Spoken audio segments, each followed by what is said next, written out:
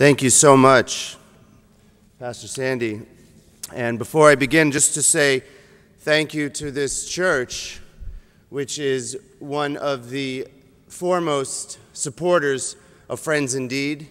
And I'm very grateful to all of you and to the board members of Friends Indeed who are members of this church. And I'll be blessed to be able to join your foundation in April to speak at your annual foundation dinner, of which I'm also very grateful. So in the canon of Jewish texts, there exists something called midrash.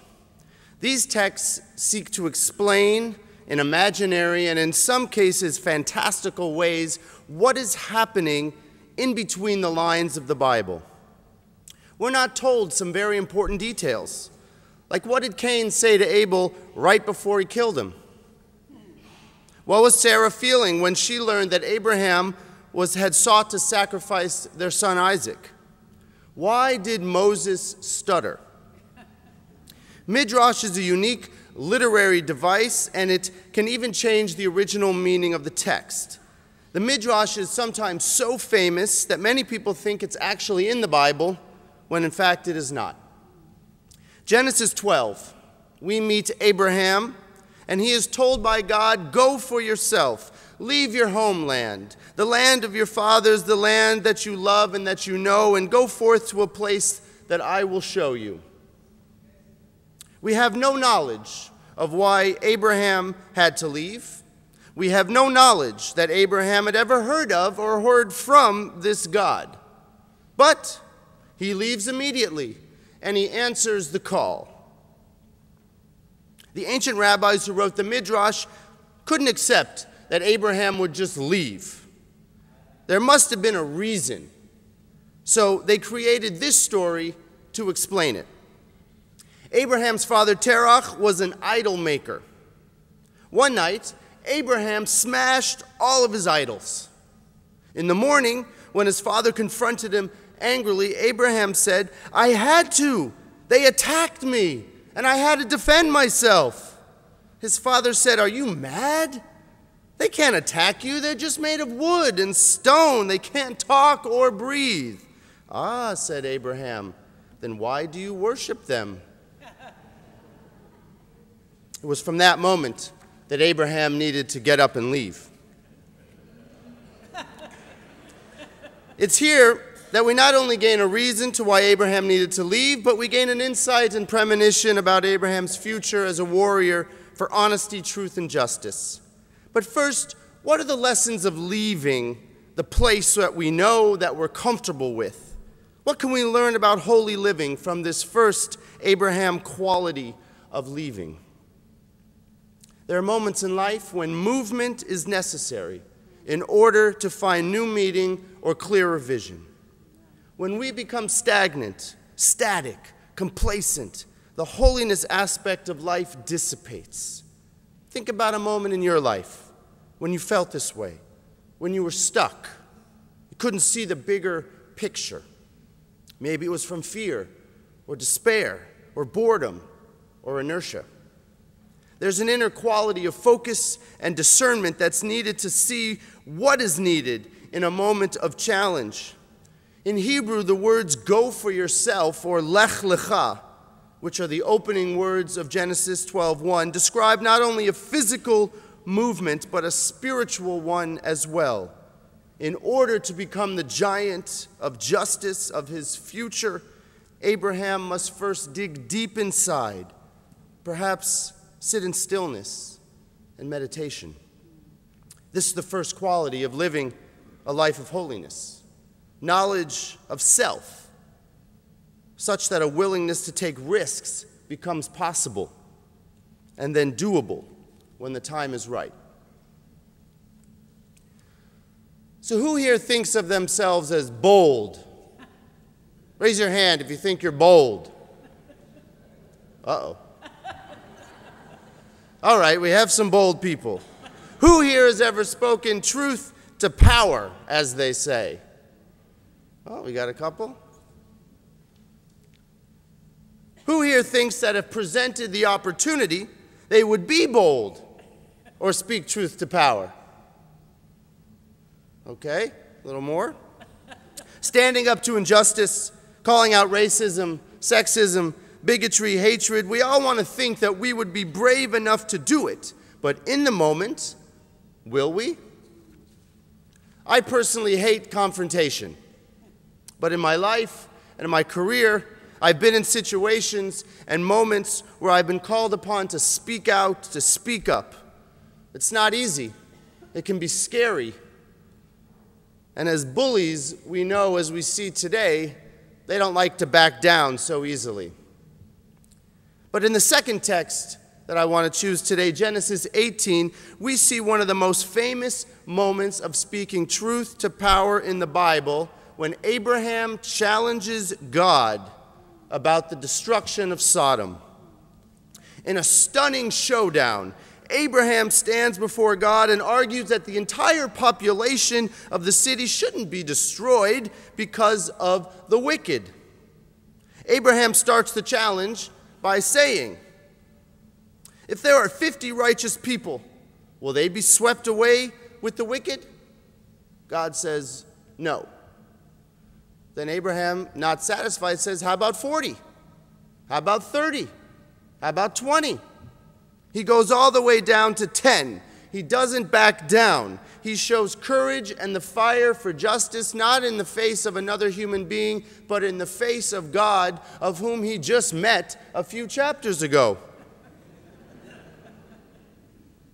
And the people that he's defending aren't even his own. At one point, in a poignant verse often quoted in Jewish justice circles, Abraham says to God, will the judge of all the earth not act justly? Arguing with God. That's what us Jews call chutzpah, which, like bagels, seem to have been adopted into the general vernacular. When a wrong is being done, we are called by our moral and religious code to speak out. Now, friends, we live in challenging times, to be sure. It seems that every day there's another reason to have to stand up, to speak truth to power, be like Abraham.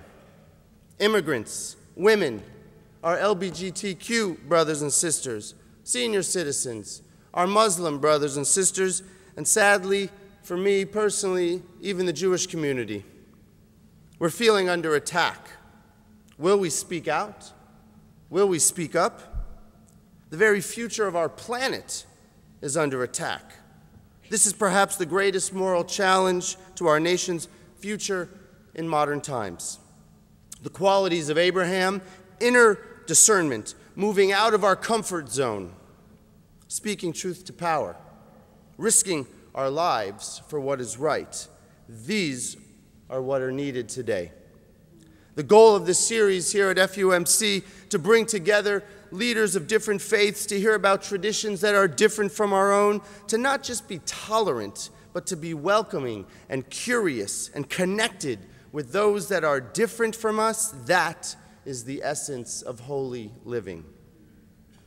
Rabbi Jonathan Sacks, former chief rabbi of England and one of the most profound theologians of this time, says it so well in his book called The Dignity of Difference. He says, religions remind us that civilizations survive not by strength, but by how they respond to the weak. Not by wealth, but by how they care and show care to the poor. Not by power, but by their concern for the powerless. The ironic yet utterly humane lesson of history is that what renders a culture invulnerable is the compassion it shows to the vulnerable. It was true in the Bible, and it is true today. So I leave you with a special treat, not one found in the book of Genesis, but with the resonance of these themes in a later time. In the Jewish calendar today, right now, it is the holiday of Purim, where we read the book of Esther last night and this morning, a fantastical story of the world turned upside down in the ancient land of Persia in the city of Shushan. couldn't be more fitting that a rabbi is speaking in a church on Purim. During this crazy day, perhaps best described for you all as a cross between Halloween and Carnival, Jews wear costumes. We mock everything that we hold dear. We tell the story of our people almost being destroyed by the evil Haman. And I'll say in synagogue, when you hear the word Haman, you're supposed to boo or make noise. So we'll try that again. When we are almost destroyed by the evil Haman, there you go, only to be saved by the heroine and hero Mordecai and Esther. Yay! Hey, very good. That's good. It's a silly yet dark humor. It shows us how things can change in an instant, for good and for bad. Most importantly for us today, it's the story of Esther, which in Hebrew means hidden. It's a woman that speaks truth to power, risks her life, and saves her people. Mordecai, in challenging Esther to speak up, has a famous line where he says, "Who knows? Maybe it was for precisely this moment that you were born." While the end of the story shows that power can corrupt, for after being saved, the Jews take revenge on those that sought to destroy them. We don't teach that in Hebrew school so often. The lessons of courage in the face of hate stand strong.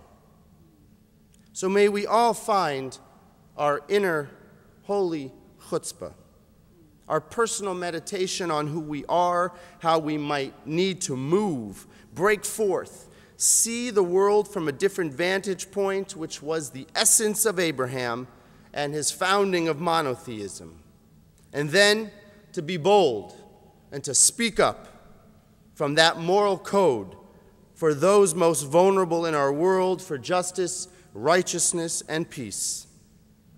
This is what our organization, Friends Indeed, calls me and us to do each day, speaking out and caring for those most vulnerable. For who knows, perhaps it was for this very moment that we were born. Blessings to you all, and thanks for the opportunity to be in prayer together this morning. Amen.